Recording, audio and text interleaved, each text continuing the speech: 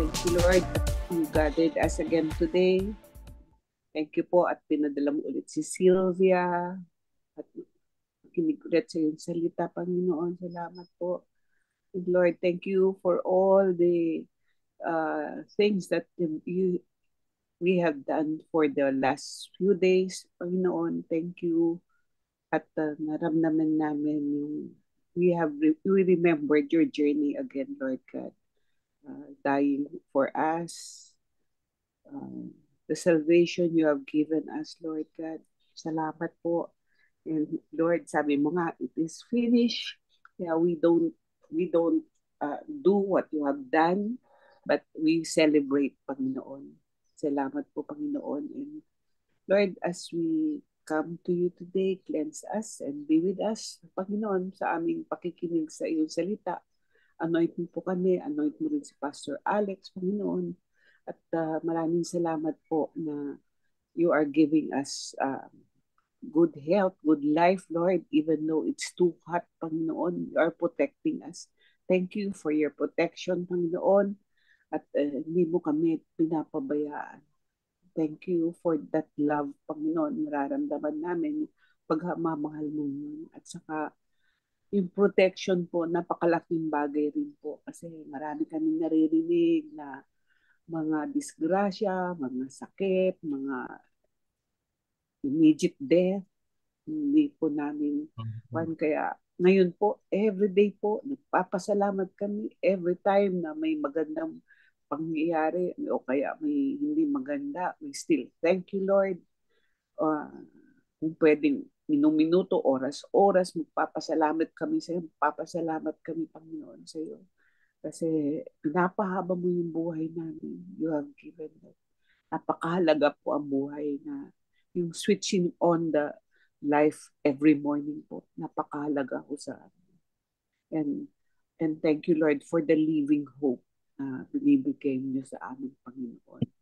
Salamat, Panginoon. At meron kami nito, living hope nito, Panginoon.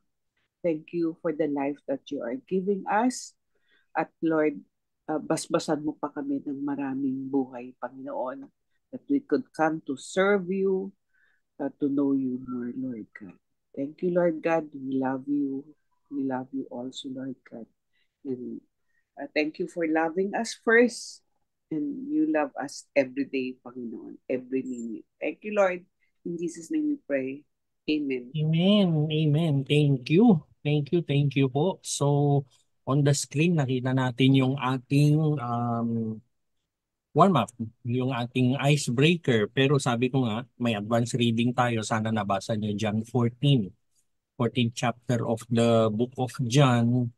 Tapos, sabi ko nga, for the next weeks, ay magbo-book study tayo. We'll be studying John 14, 15, 16 hanggang John chapter 17. Pero doon sa third week, yung week of April 15 to 20, ano po yun? Yun yung communion and praise reports natin. So we will be having a break doon sa topic. Tapos after yun, itutuloy ulit natin. Pero we'll be focusing on the book of John. So this week, ang topic po natin ay manggagaling sa chapter 14. But you see on the screen, ito po ang Greek word parakletos na siguro narinig na natin yan noon. Parakletos. Diyan naman galing yung English word na paraclete. Kung yung mga ibang translation ng Bible, ginagamit nila yung word na paraclete to refer to the Holy Spirit. Bakit? Kasi ang meaning ng parakletos, you see it on the screen, helper, comforter, advocate, counselor. So, kuminsan, yung iba-ibang translation ng Bible, they use those terms. Pero they all mean paraclete, which means yung helper, comforter, advocate, counselor, interchangeable lang yan. Interchangeable, depende dun sa nagtatranslate and none of them can be wrong kasi hinugot mula dun sa Greek word na parakletos. Pero for this afternoon, magpo-focus po tayo dun sa comforter. Si Holy Spirit ang ating comforter. John 14, as we will study this afternoon, is finding comfort in Jesus Christ. Napakaraming uncertainty sa buhay natin, napakaraming yung Parang I was listening to your stories. Parang yung kay Vincent, hindi mo naman inakala, Vincent, hanggang ngayon, ganun yung paa mo, di ba? Alam mo, gumagaling na. And there are so many uncertainties. Hindi mo, wala tayong paraan para malaman natin pag dumating yung mga pangyayaring ganyan, things that we do not expect, things that we do not pray for. Kahapon, it was such a normal day for all of us, bukod dun sa init. Pero at 7:45 a.m. sa Taiwan, ang lakas na lindol yung nangyari sa kanila. So those things happen. Those things happen. Yung John 14, sa John 14, si Jesus nagbibigay siya ng words of comfort, words of assurance sa mga disciples niya kasi lahat sila merong may uncertainty sa puso nila for the ano yun, ito yung palapit na yung arrest, yung crucifixion ni Jesus Christ, pero he has been warning them of that, na mangyayaring ganun, arestuin ako, unfair trial, iko-crucify ako, mamamatay ako. Sinasabi na niya yon. And syempre, every day that would pass would mean to the apostles that they are getting closer to that day. And come John 14, sobrang malapit na.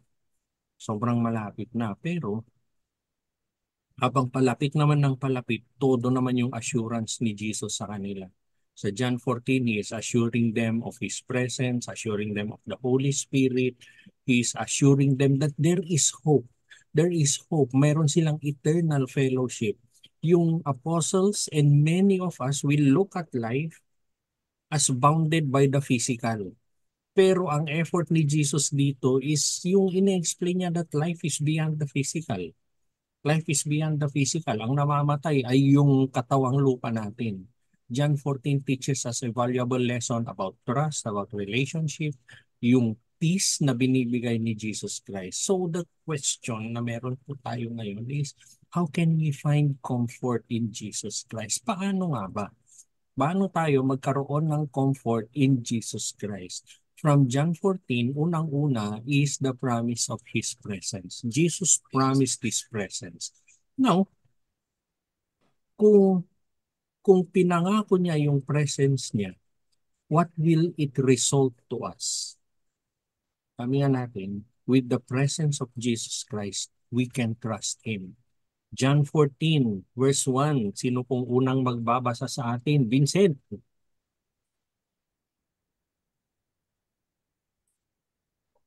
Pakibasa na, Yeah. Vincent. Nandiyan ka. John 14 verse 1. Don't let your heart to be troubled. Believe in God. Believe also in me. Amen. Yun. Thank you. Thank you, Vincent. Alam mo, sinabi niya na don't let your heart be troubled kasi on the chapters preceding chapter 14, nakikita ni Jesus Christ yung pag-aalinlangan nila, yung worry nila, yung takot nila na nagbi-build up sa kanila. These are words sa apostles, these are words to us. Hindi tayo magkukunwari sa Panginoon. Hindi tayo magkukunwari na wala tayong dahilan para mag-alala. There are things that happen in our lives, there are things that happen around us na they make you worry. They make you think twice. Magkano na ang bigas ngayon? Magkano siya nung January? Magkano ang gasolina nung January? Magkano na ngayon? Ang daming ang daming dahilan. And we cannot ignore those things. Bakit yung init ngayon ay sobra pa compared to this time last year? Anong ibig sabihin? Next year mas malala pa ba doon? Nagiging issues natin yun eh. Pero listen to Jesus Christ telling you now, do not let your hearts be troubled. Believe in God, believe also in me. Nagbibigay siya ng assurance sa atin na dahil naniniwala kayo sa Ama, maniwala rin kayo sa akin. Jesus is not merely offering an advice. Hindi advice yung binibigay niya, pero ini-invite niya yung mga apostles and ini-invite niya tayo into a deeper level of trust, a deeper level of relationship with Him. Kung nasan man tayo ngayon, It is our hope that at the end of our Bible study, lumalim pa lalo yung tiwala natin sa Panginoon. Listen to Jesus talking to you. Jesus begins by addressing yung troubled hearts ng mga apostles. Alam nyo, this tells us na meron man tayong mga isyong ganon, hindi rin nagbubulag-bulagan si Jesus. All those things that are troubling us, all those things that are worrying us, alam ni Lord yun. Alam ni Lord yun. As important as it is to you, so it is sa Panginoon. Nung sinabi ni Jesus na believe in God, believe also in me, ine-emphasize niya yung kahalagaan ng pananampalataya. Yung disciples are called to place their trust not only in God the Father, but also in Jesus the Son. Nagbibigay, ito ay statement ni Jesus na yung identity niya in relationship with God is asserting na yung belief in Him and belief in God are inseparable. Kung naniwala ka sa Ama, maniniwala ka sa Anak. Kung maniniwala ka sa Anak, may pananampalataya ka rin sa Ama. Hindi mo mapaghihiwalay yun. Hindi mo mapaghihiwalay yun. And di ba sabi nga niya, John chapter 10, I and the Father are one. Sabi niya. So, by urging the disciples na maniwala sa Kanya, Jesus is inviting them to a deeper relationship with Himself. And He is inviting us in the same manner, in the same way, to a deeper relationship with Him. Ito yung affirmation niya, yung sinabi niya na He is the way, the truth, and the life. It talks of the same thing. It talks of the same thing. It talks about yung connected niya, interconnected niya sa Panginoon, sa Ama. Interconnected yung dalawa. Hindi mo mapaghihiwalay. And it invites the disciples, it invites us to trust in Him completely. Trust in Him completely, assuring them na siya yung source ng comfort, siya yung source ng hope, siya yung source ng eternal life. Mapagkakatiwalaan niyo ako. Remember, this is a statement of a person na palapit na yung kanyang kamatayan. The reason I said that, yung mga binibitawang salita ng isang taong palapit na sa kanyang kamatayan ay napakahalaga. Napakahalaga. Malamang hindi na magsisinungaling yan kung tao man yan. It gives us the question. It gives us the challenge. Nagkaroon ka ba talaga ng personal, ikaw lang, na-experience mo ba yung presence ni Jesus Christ sa buhay mo? Because He is present. He is present. And yung experience mo yon, may nangyari ba sa buhay mo? May nangyari ba sa pananampalataya mo? May nangyari ba sa pananaw mo sa buhay? Kasi yun yung mas mahalaga. It is right, it is good na meron kang encounter with God. Pero after the encounter, what will happen? What will happen? Kasi kung encounter lang and nothing happen, good feeling lang yun. Good feeling lang yun. Pero God is always purposeful. He reveals Himself. Yun yung encounter. Pero may nangyayari sa'yo after the encounter. Nagbago ka ba? May bago ka bang pananaw? Lumalim ba yung pananampalataya mo? Yung faith mo ba? Lumalim sa Panginoon. The promise of His presence. Yung sumunod naman is the gift of the Holy Spirit. Kung meron tayong Holy Spirit, yung, alam nyo, we cannot confine yung topic ng Holy Spirit into one Bible study. Hindi, kasi, subukan natin, para sa atin when we talk about the Holy Spirit, para sa iyo, sino si Holy Spirit? Personally, Ruben, sino si Holy Spirit? Describe mo kung gusto mo. Sa akin, Pastor Alex, ang Holy Spirit is siya yung naglilid sa akin. Siya yung naglilid sa iyo. Sige Yes, po. po. Describe mo si Holy Spirit. Kaya paki-describe nga. Personal na description. Vincent. Pastor Alex, mayroon pa may dadagdag. Sige, Ruben. Kaya, alam mo, Pastor Alex, na hindi sa pang ano na babothered or na ano talaga ako sa mga false Christ na yan eh. Yung sinasabi nilang sila daw ang Kristo, yung alam mo yon, yung mga bulahan. Paparimot Actually, eh. buti may Holy Spirit, Pastor Alex, na hindi ka ililigaw. Ah, Parang alam naman natin, Pastor Alex, di ba, na maraming bulaan na ganon. So marami din silang naluloko. mm, Kung naiintindihan nila na napakalaga ng Holy Spirit sa atin, hindi sila maluloko, Pastor Alex. So, yun po sa akin, Pastor Alex, na as long as may Holy Spirit siya yung maghahari sa'yo habang nandito ka. thank you, Ruben. O sige, dali na, Vincent, describe mo si Holy Spirit sa'yo. Yun talaga, parang parehas lang din kay Brother Ruben. Siya Papareho. po yung gumagabay. At Umagabay. saka kapag pag meron akong mga pagkakataon na nag-iisip ako, tapos naghahanap ako ng kasagutan, alam ko na kapag yung may sumagot na kontra doon sa sa iniisip ko, alam ko yung Holy Spirit yun eh. Yun. Kasi yung kontra na yun, madalas ko na na-experience siya na huwag ka na magganito, ganito, ganito. Tapos gagawin ko, sige, susundan kita. Nung sinundan ko, oo nga, no, mabuti na lang talaga. Ngayon, hindi na ako naniniwala sa tsamba. Mhm. Alam ko kapag yung Holy Spirit, kailangan talaga sensitive rin tayo sa Kanya. Yun. Ako, Sige Yun po. po. Meron. ako, peacemaker at saka shalom. I'm at peace with Holy Spirit. Peacemaker. Hindi, hindi Peacemaker. ako. Ay, okay. Sige po. Yeah. Meron pang gustong mag-describe kay Holy Spirit. Aji, Pastor, in power. power, yun. Yeah, power, siya yung power, the same power. Yun yung talagang palagi kong iniisip sa Holy Spirit. The same power that raised Jesus from the dead is the same power that is given to me because not because of my power but because of the Holy Spirit in me. So, mas bold ako ngayon to speak healing pagka may prompting talaga ng Holy Spirit to pray over certain person for healing kasi siya magbibigay ng healing.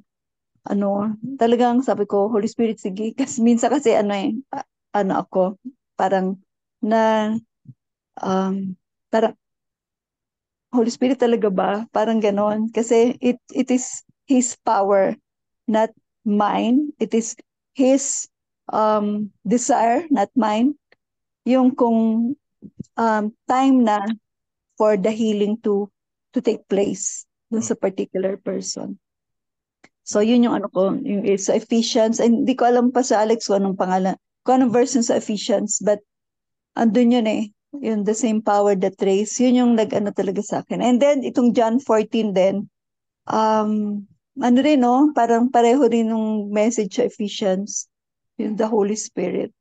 Although hindi masyadong kilala ang Holy Spirit, yung power niya for us to do great things. Yun yung ko ngayon yun yung prompting ng Holy Spirit sa akin that He is the power. He is the power. Yun. Yan, Pastor Alex. Thank you. Yung scripture na yan talks of are words of a physical person. Pero magbibigay sila ng spirit na hindi mapipigilan. John 14:16 to 17, sabi dito na sabi ni Jesus, I will ask the Father and He will give you another counselor to be with you forever. Hihingi niya sa Father, the Father will give. He is the Spirit of truth. Pinamis ni Jesus ang Holy Spirit sa mga disciples. Parang siya yung kanilang helper, yung guide. Ang daming versions ng scripture na ito. So hindi lang siya yung source of comfort but empowerment. Ano yung power na yun? Ano yung empowerment na yun? Unang-una, yung empowerment is to live the life that God wants us to live. To live a life, to live out their faith. It is yung power, yung empowerment natin, yung kakayanan natin to live out our faith. Sinimulan ni Jesus, and I will ask the Father. Dito, unang-una, nililinaw na naman, ine-emphasize na naman ni Jesus na yung relationship niya with God the Father throughout the New Testament, especially sa New Testament actually. Jesus speaks about his close connection sa God the Father, emphasizing yung divine nature niya. It will emphasize his divine nature niya, hindi kami nagkakaiba. They see a physical person who is emphasizing yung divine nature niya. Tapos, yung next kasi, and he will give you another counselor. Another. Ano yung another? Kasi merong another advocate, another counselor na ibibigay. Bakit? Kasi yung nauna ay siya. Siya yung nauna, he ministered to his disciples during dun sa earthly ministry niya. You have seen what I can do in the physical, expect more from the Spirit. Yung second advocate is the Holy Spirit na pinapangako ni Jesus sa kanila after his departure. Di ba meron pa siyang statement na hindi makakarating si Holy Spirit kung hindi ako aalis. The Holy Spirit serves as a counselor, a helper, a comforter, yung nakita natin para sa bawat believer, including us. Tapos maganda yung next, yung to be with you forever. Dun sa ibang mga translations, to help you and be with you forever. Yung Holy Spirit was not only sent to assist us, but will also abide with us. Hindi siya bibitaw sa atin. Hindi siya bibitaw. Even during those times na akala mo wala siya, nandyan po siya. Unlike Jesus na physically present siya during that time, yung presence ni Holy Spirit is eternal. Hindi siya limited by a physical shell. The Holy Spirit dwells within every believer. Tama yung sinabi niyo, guide, empowerment. Yun lahat yun. Comfort, peace, yun po lahat yun. Yung scripture na ito, it emphasizes yung ongoing relationship between believers and God. The triune God actually. Yung Father, Son, and Holy Spirit. It emphasizes yung relationship natin with them. Yung relationship natin with the Trinity. Through the Holy Spirit, we can receive divine guidance. It is through the Holy Spirit. Strength, comfort, ganun po yun. Ngayon, this answers our prayer. This answers our query na kanino ako magdadasal? Maski kanino. Maski kanino. Maski kanino sa kanila. Through the Holy Spirit, believers receive divine guidance every month. So, you pray to Jesus Christ, pero ibibigay niya si Holy Spirit ang gagawa. Ganun po yun. So, we can navigate the challenges of life dahil meron tayong Holy Spirit. We can seek to live in alignment with God's will dahil meron po tayong Holy Spirit. It is a promise of divine presence and assistance that extends beyond yung physical life ni Jesus Christ, yung earthly ministry niya, ensuring us na we are never alone. That we are never alone, which drives us to the question, was there a time when in your life when you sense the Holy Spirit's leading in a specific decision or circumstance? How did it strengthen your faith and trust in God? Kung napansin nyo, both questions that we have, parang pinapa-reflect tayo dun sa mga encounters natin with God. I hope each of us has an answer to those questions. I hope each of us meron kang personal talaga na kayo lang ni Lord. Sana meron tayong ganon. And if you do not have, look for it. Seek it. Sabi sa Jeremiah, you will seek me and you will find me when you seek me with all your heart. Hingin mo sa Panginoon yan, Lord. Paramdam ka naman ng presence mo. Alam nyo, pagbibigyan niya yan. Pagbibigyan niya sa atin. The gift of the Holy Spirit, and yung last natin, the hope of eternal fellowship. Resting in the promise of God. Meron tayong eternal fellowship sa Panginoon. Pakibasa po, verse 2, please. In my Father's house are many rooms. If it were not so, would I have told you that? I am going to prepare a place for you. John 14, verse 2. Thank you. Thank you, Lee. Yung, alam nyo, iba-ibang translation. Merong, ano to in my father's house are many mansions, parang ganon. There was a book that I was reading, Heaven yung title niya. Ang galing nung author kasi lahat ng dimensions na pwede niyang kunin sa Bible, kinolek niya lahat yung mga measurements na yon, and he tried to make an accurate measurement kung gaano kalaki ang heaven. And it was huge. Very, very big na lugar. Tapos each of us, bawat mananampalataya, merong room, merong titirahan. May titirahan ka doon na hindi ito masikip na lugar. Hindi ito yung ipit na lugar, hindi po. It is a wide place. It is a place of contentment, pero meron. So, many rooms, sabi niya. Gumagamit ng imagery si Jesus Christ dito kasi there would not even be enough words na pang-describe kung ano yon, anong itsura nun. Pero, suffice it na sinabi ni Jesus Christ, yung imagery niya that there are many rooms para ma-describe kung gaano kalaki yung kaharian ng Panginoon. It gives us an idea na ang heaven ay hindi lang siya destination, hindi lang siya lugar na pupuntahan, pero it is a place of abundance, it is a place of inclusivity, it is a place of peace, of joy. Yun yung sinasabi, yun yung gustong i-emphasize ni Lord sa atin.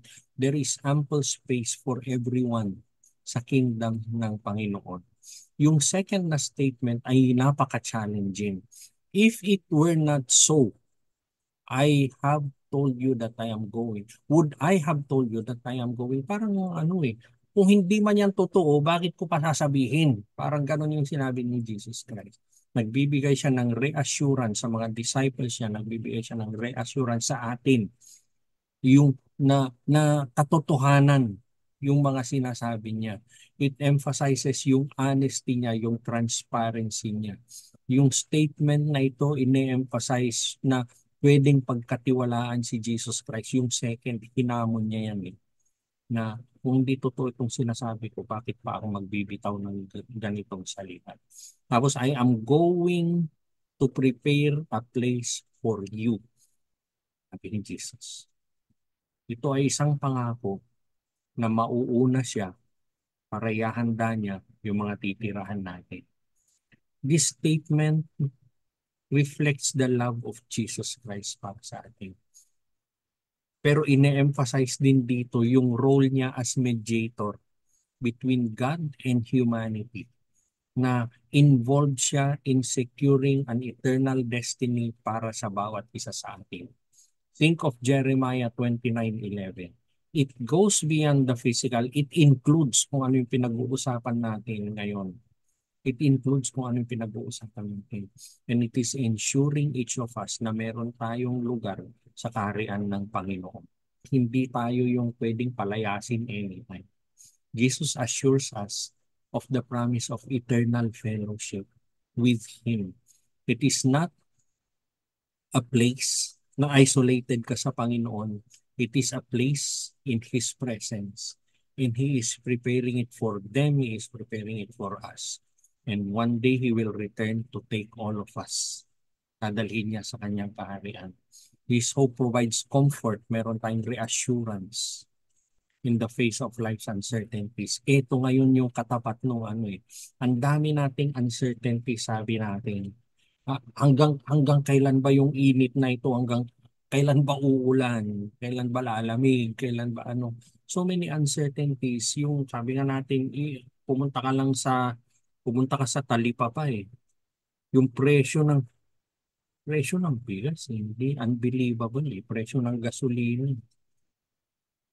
Pero given all of those uncertainties, ito yung salita ng Panginoon na above all of these uncertainties, there is hope. There is hope in Jesus Christ. Nagbibigay siya ng hope para sa atin, assuring us of the reality of heaven. Totoo, meron, nandyan ang langit. And given that, merong personal care ng Panginoon sa bawat isa sa atin. Sabi nga natin kanina, kung ano yung concern mo, concern din ng Panginoon. Alam niya yun. Do not let your hearts be troubled, sabi niya, because He knows that our hearts are troubled. It reminds Christians na yung ultimate home natin ay hindi sa mundong ito. Ilang beses na nakasulat sa Bible yan. Na dumadaan lang tayo dito sa buhay natin. Pero ang eternal home natin is in the presence of God. At nandun yung eternal joy, yung totoong joy. Hindi yung nag-aalangan na joy. Ito yung meron tayong fellowship with Him. Ito, ini-emphasize yung intimate relationship natin sa Panginoon. Siya yung ating Savior, Lord, Advocate before God the Father. So yun po. How can we find comfort in Jesus? Based sa John 14, is the promise, the gift, and the hope mula sa Panginoon. Ayun, meron pa tayong oras na mag-breakout room. Ruben, thank you. Alam mo na yun. So ano yung pag-uusapan natin sa ating breakout room? In what areas of your life do you still struggle to trust Jesus completely? Meron pa ba? Nasaan pa ba? Yung mga areas sa buhay mo? Alam nyo, ang bawat isa sa atin may isasagot yan. Kinakabahan ako dun sa mga sinasabi. Yung sasagot na, wala na akong issue. Kinakabahan ako sa mga ganun. Kasi, parang if you tell that, nagsara ka na kay Jesus na wala ka nang kailangan baguhin sa akin. Parang ganun. Meron at meron yan. Meron at meron yan. And you will have small groups where you could share your answers. Tapos in what ways do you still rely on your own strength? Yun. Own strength rather than the power of the Holy Spirit. Pero here on, how can you cultivate greater dependence on Him and greater trust in Jesus? Suggest and encourage each other sa group ninyo. Yun po. At si Rocky ay hindi makapasok. Kanina pa siya joining. Sige, 15 minutes na po. Eto na. Ayan, sige po. Sinong gusto magsimula? Amin na po para matapos agad. Nox naman, ma. Ule, go, go, go. Kasi binilisan talaga namin eh. O yan ha, 5 minutes lang ha. Ganito, ganyan ha. Kaya sa dalig, ano lang kami, mabilis lang din. Oo, sa akin naman po, sa akin ako yung umpisang nagsalita, yung fear mo ngayon in your life, struggle completely. Ito lang lately lang din, kasi yung anak ng pamangking ko, less than, lang siya, 30 years old. Oo, namatay. Kaya kami na Irene, kinabahan kami, kasi ang bata pa niya, Bata, no? Oo. Kaya sabi namin sa mga anak namin, uy, magpa-check up na tayo regularly ha, kay mga bata kayo, ganyan. Kasi minsan, yung mga bata, ayaw magpa-check up, akala nila okay sila. Yun nga yung takot ko, paano, di ba, pastor, yung din kay Renz. Tapos, sa akin din naman din, natakot din ako kasi may mga namatay din ng mga kakilala nung nakaraan. Sabi ko, Renz is not ready to handle the company. Sabi ko, dahil parang bata pa rin yung isip, tapos yung mga properties na hindi pa lahat na transfer kay Renz. Paano pagka bigla na lang di ba ako, ganyan. Kaya yun yung ko, yun ang fear ko ngayon. Tapos, I thank God sa mga wisdom na binibigay niya sa akin. Binibigyan naman tayo ni Lord kung paano tayo magiging healthy. Kaya lang minsan, matigas yung ulo natin kahit alam natin na bawal kainin, mga ganyan-ganyan. Kaya ngayon, Pastor, parang talaga nagiging careful na kami na Irene, ako, ganyan, in the food. Talagang yun ang fear ko. Kaya yung pinagpipray ko talaga kay Lord ngayon, yung maging healthy kami, maging healthy ako, at saka yung long life, ganyan po. Tapos, how can you cultivate greater dependent on Him, to trust Him? Yun din po yung, lagi naman po ako nagdi-devotion, Bible study, tapos meron din po ako mga quiet time, hindi ko po nakakalimutan yun, dahil alam po, wala naman po ako ibang masasandalan talaga, kundi si Jesus din po.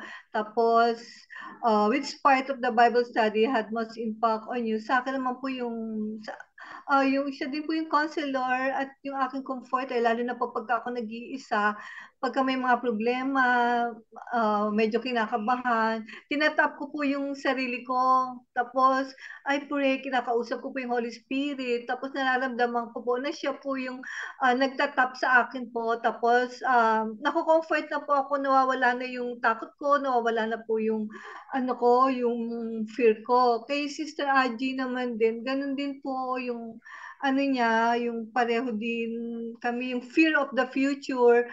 Yun naman din po kung ano po yung mangyayari sa kanya sa future.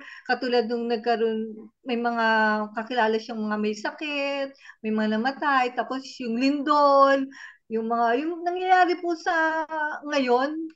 Kaya yung pong kinakatakot niya yung sa future niya. Tapos, ang ano naman sa kanya is yung Holy Spirit, yung gift ng Holy Spirit. Then may kwento po siya na may pinag-pray siya na may sakit na relatives na halos hindi makalakad. Ayun po, gumaling naman po nakalakad agad. Then nakatalon pa rin. Then sabi ni Sister Aji nga, hindi naman siya ang nagpagaling doon, pero it is the gift of the Holy Spirit. So, the Holy Spirit po ang nagpagaling sa kanya. Tapos ngayon po, bali, ang inaano niya, although lagi po niyang kinakausap si God, si Holy Spirit, ganyan, pagka may ginagawa siya, kalang medyo nakukulangan lang siya sa quiet time. Tapos yun na nga po, yung sabi niya na kung ano daw yung una mong narinig or nakanta, yun daw po ang nagsisink in sa kanya. Kaya, pero minsan nakukulangan pa rin siya na kailangan pa rin niyang mag-soak sa word ni God. Yun po. Sis Aji, may dadagdag ka pa? Hello? Kay Sister Rocky naman. Okay na ako, thank you. Okay na yun sa'yo? Wala Apo, ka nang apo. dadagdag?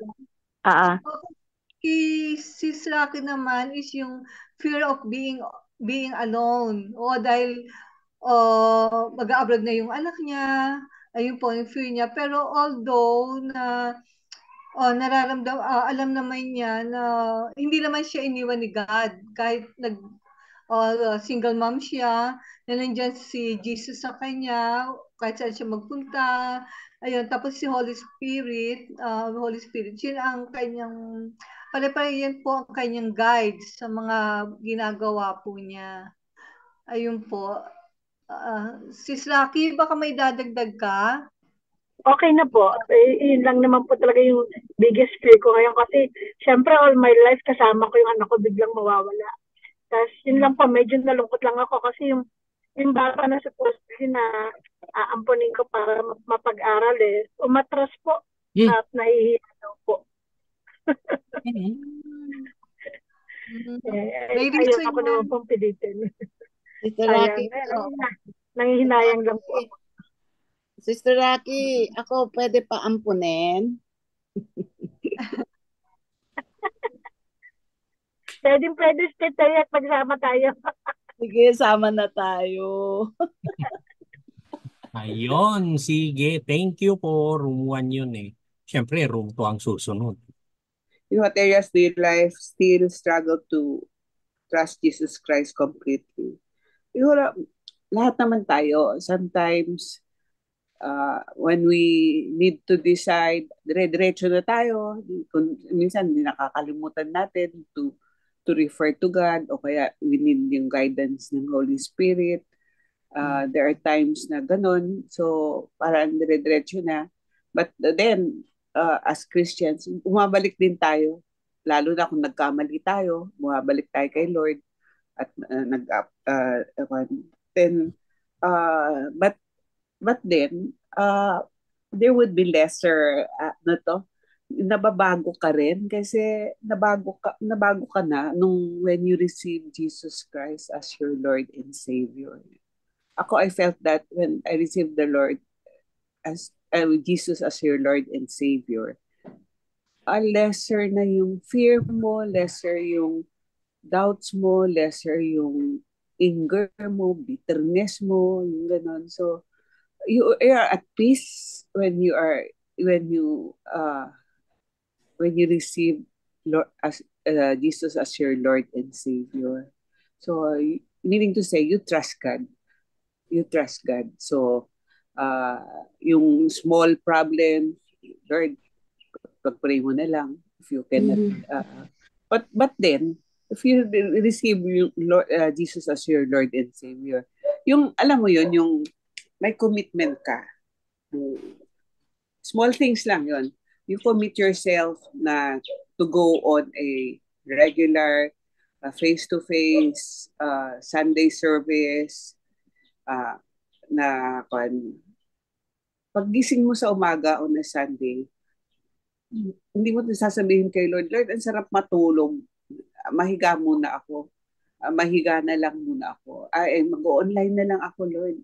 Hindi eh. If you receive Jesus Christ as your Lord and Savior, alam mo, yung hindi ka na nagtatanong, hindi ka na tuloy-tuloy na yung kung anong gagawin mo to go to church. Kung ano yung process na you go to church. Hindi ka na, wala nang doubt, wala nang tanong, wala na yung isipin mo na matutulog muna ako o mauna muna yung tulog ko. Or every morning na prayer, kung may commitment ka, may devotion ka na morning prayer, hindi yung, kasi ako, yung prayer namin every morning, kung minsan, automatic na yun na nagigising ako or nagigising pa ako earlier pa kasi kung minsan natatakot ako malate kasi commitment ko kay Lord yun eh.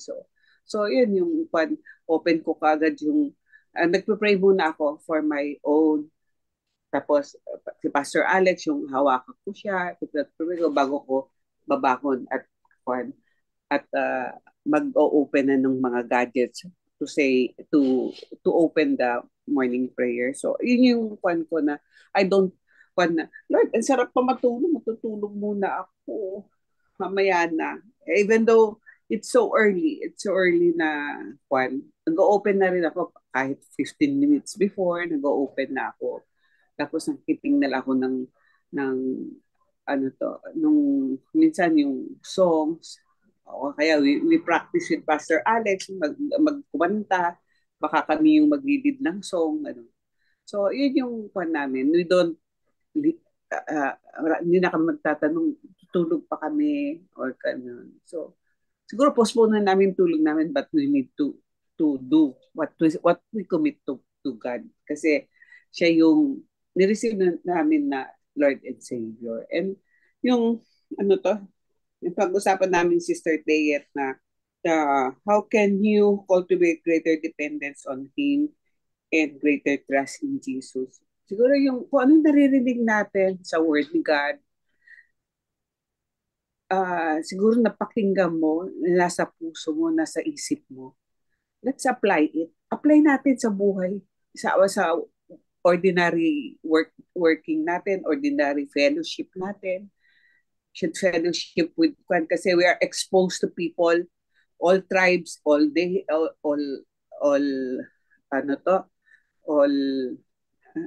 tribes, all different people, kung anumang babae, lalaki, or children, lolo, lola, or with different attitudes, we are exposed to that. So, yung guidance lang ni Lord, yung natin na si Jesus pa rin yung nireceive na natin. And because of the uncertainties of life na nakikita natin ngayon na healthy naman yung tao, biglang namatay. Yung Taiwan, biglang nag-earthquake, ang daming building na hindi natin alam kung ilan namatay, mga nadidisgrasya, biglang So, we don't know. So, we need to prepare for that. So, gawin na natin kung ano yung sinasabi ni Lord sa coming niya. Let's follow Jesus Christ, yung mga bina-Bible study natin, binabasa natin, naririnig natin. Apply na natin sa buhay natin. Kasi life is too short. Life is too short. pray natin na maganda yung buhay natin, maganda yung health natin, na para hindi tayo nagkakasakit. And when the second coming, yung coming of Christ, ready na tayo. Siguro, yun lang yung kwan ko, yung may lang mga nakikita ko sa buhay natin ngayon. Ayun. Lalo na ngayon nangyari sa, recently, daming nangyari. Yung po, yung, Sister Tayet, meron ka pa yung dadagdag. Nakamute. Wala na rin po. Yun lang din ang words ko na encouragement. We really need to stand firm to avoid all those struggles. And Give it all to God. yeah, we have to stand firm with our commitment to God. And we are living for God, not for any human being. Yeah. The person, Else. sabi nga sa Bible, if God is for us, what can man do to me? Yun lang po, Pastor. Amen. Thank you. Amen. Thank you. Amen. Maalala nyo yung Bible study natin na Lord, dagdagan mo 1% today. You will come to know Him more deeper, 1% a day. Hindi siya hindi siya one time big time ba? Hindi eh. Alam ni Lord na hindi natin kaya yung ganun. So we will trust Him, yun nga, 1% more every day. We will find comfort in Him more every day. Come to think of it, that is more than 30 times in 1 year. Na, bro. Akala nyo ba? Para nasabi na rin naman lahat eh. Akala Sa amin, Tuwan-tuwa sa amin na naman, kayo. Pastor Alex, Oo nga. yung parang sa struggle is yung sa patience at sa pride. Okay. Kasi sa patience kasi, di ba, yung example, kailangan mo ng kliyente, ganon. Kailangan mo ng pera, ganon, di ba? Lord, sabi mo, ipoprovide mo yung mga pangangailangan namin. Hanggang ngayon wala pa akong ganon, di ba? So, parang natitest yung patience ng tao. Tapos, Lord, nabasa pa namin yung Matthew 6:33, yung ganon, di ba? Yung mga ganong question na ibibigay mo pag, So sa amin, Pastor, parang nagbigay ako ng example kay Vince kasi dati may napapanood ako na yung pag, pag nagkasakit ka, cash out mo lang yung nararamdaman mo, di ba? Cash out ka ng cash out, hindi pa naman nawawala, ganun no? So, yung struggle ko nun, Pastor Alex, kala ko ba totoo to, di ba? Yung pala, faith in faith pala yun. Hindi pala faith in Jesus. So, yun yung mga dati, Pastor Alex, yung patience na yun, kailangan yung faith mo doon. Kasi yung faith talaga is yan eh. Si Lord naman talaga fulfill eh. Hindi naman sarili mo, hindi naman Gino yung Tapos yun sa pride. Sabi ko kay Brother Vince na minsan yan yung struggle ko eh, na pag ako yung nasa tama, yung parang igigit-git mo kahit sino na masagasaan mo, which is wala na yung love. So, yun, struggle ko din yung dati. So, dapat palitan ng humbleness. Kasi, nangyari sa akin, Pastor Alex, nung Holy Week, di ba sa penitensya, yung sabi ko na blood ako talaga eh. Kasi yung motor, Pastor Alex, nakatingin doon sa nagpipinitensya. Hindi niya na tinitignan yung dinadaanan niya. Tumama siya doon sa ko, malapit sa hood. Sabi ko, dinagka din. Sabi ko, pag ito binaba ko, talagang pagsisisihan ko mamaya to. Sabi ko, hindi ko na siya binagbuksan. Ko na lang, pinalipas ko. Kasi pag galit kasi kung galit na galit ka, di ba? Parang mawawala na yung mo. So, sabi ko, mapapaayos ko naman to eh. Sabi ko, pero kung binuksan ko to, yung mga salitang mabibitawan ko, baka mas pa. sabi nga ni Brother Vince, Pastor Alex, paano kung nakita kayo tapos, ay, Pastor Alex, kilala ko yan, yung kasama mo. paano kung ganun yung mangyari, di nakakaya, di ba? So yun yung sa amin. So dapat yun yung struggle ko dati, yung patience. Actually, minsan natitest din talaga yung patience, pero kailangan talaga never give up to your faith. Hindi ka mag-give up Kaya minsan talaga nagpapakonsult ako kay Pastor Alex, nagpapapray ako. Kasi minsan talagang ano yung talagang yung faith mo lang ganun di ba? Lord, faith ko to, gawin mo to, ganun, di ba? So, minsan kailangan talaga ng Hirap talaga.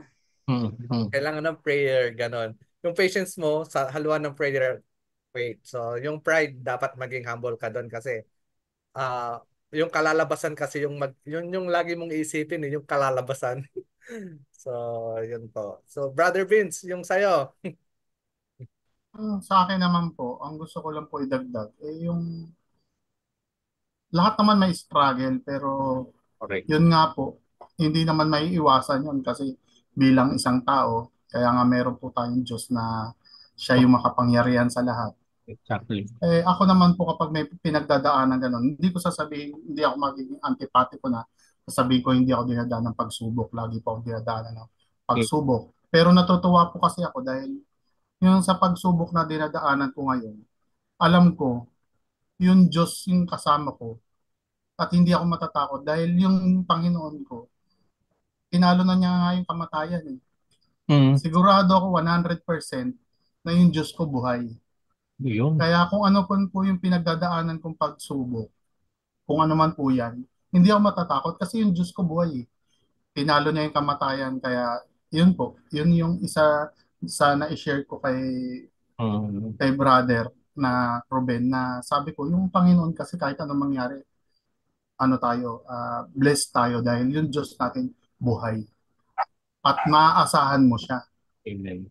Yun po. Mas mahirap ata magpa-counsel doon sa walang struggle. Mahirap talaga yun. Baka magpa-cancel ka doon, imbis na comfort ang abutin mo, hindi comfort inabot mo. Condemnation yun. Yes. Alam mo, tama. Yun yung thank you Vincent, Ruben. Yung exactly yung sinabi ni Ruben na mahirap magpa-counsel dun sa walang pinagdadaanan. Saan niya huhugutin yung ika-counsel niya sa iyo? Ano yung ituturo niya? Wala siyang napagdaanan So, mahirap na Kaya nga sabi ko lahat tayo meron. Ako naman meron Kung ako isasagot yan, meron din ako isasagot. Pero, needless to say, lahat ng shinare natin lahat ngayon, since napag-usapan, narinig din ni Lord yon, in effect, para tayong umamin sa Panginoon na, Lord, dito ako mahina ngayon Lord, tulungan mo ako dito. Parang ganon yung Amen. statement natin. Hindi, we cannot expect na wala kasi nasa naman sanctification, sabi nga natin, sanctification is a lifestyle. Hindi siya one-time event sa buhay natin. Kaya nga Lord and Savior, tapos yung sinasabi, household Savior siya. Household Savior. Kasama mo palagi, kasama mo kung saan. Ayun, galing ng mga yung mga shinare nyo. Very encouraging. I hope na tayo, somehow na yung mas nagkaroon tayo ng understanding ngayong hapon sa Bible study natin. Okay, mag-share screen ulit ako. Yan yung pinag-usapan natin. Yung comfort, assurance ng Panginoon sa John 14 na binigay niya sa disciples niya is the same comfort and assurance na sinasabi niya sa atin. Basahin natin yung kung meron man akong may isa-suggest, may re-recommend sa atin, basahin natin ulit ang John 14, pero take it as si Jesus kausap kanya diretso. Do not let your heart be troubled. Trust in me. Pakinggan mo si Jesus. Kasi kinakausap niya tayo ngayon. Sana ganon magtapos yung araw natin ngayon, kinakausap tayo ni Jesus and you will receive that comfort. Alam niyo yung comfort ng Panginoon, hindi mo ma-explain pero alam mo nandun. Kung yung promises niya noon sa mga apostles ay ganun din siya ka-relevant sa atin ngayon. O pwede natin siyang pagkatiwalaan, we can trust in His presence, we can rely dun sa guidance ni Holy Spirit, we can rest in the hope. Kung ano yung eternal fellowship na pinangako niya sa mga disciples niya, yun din naman yung eternal fellowship na meron tayo sa Kanya.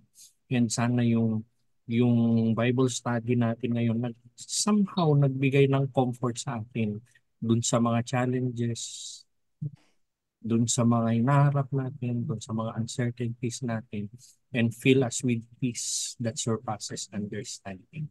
Amen. Amen. Amen. Amen.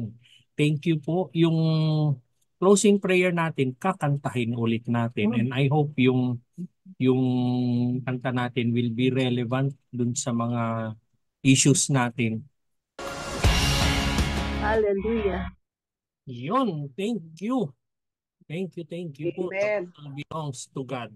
In the end, the battle belongs to God. Amen. Amen. Amen. Ruby, ay, nabawasan. Belongs to God. Madilim na. Rocky, lapit tayo. Ay, sandali. Mag-iilaw lang ako. Why are you dark? I'm in the dark. Dark.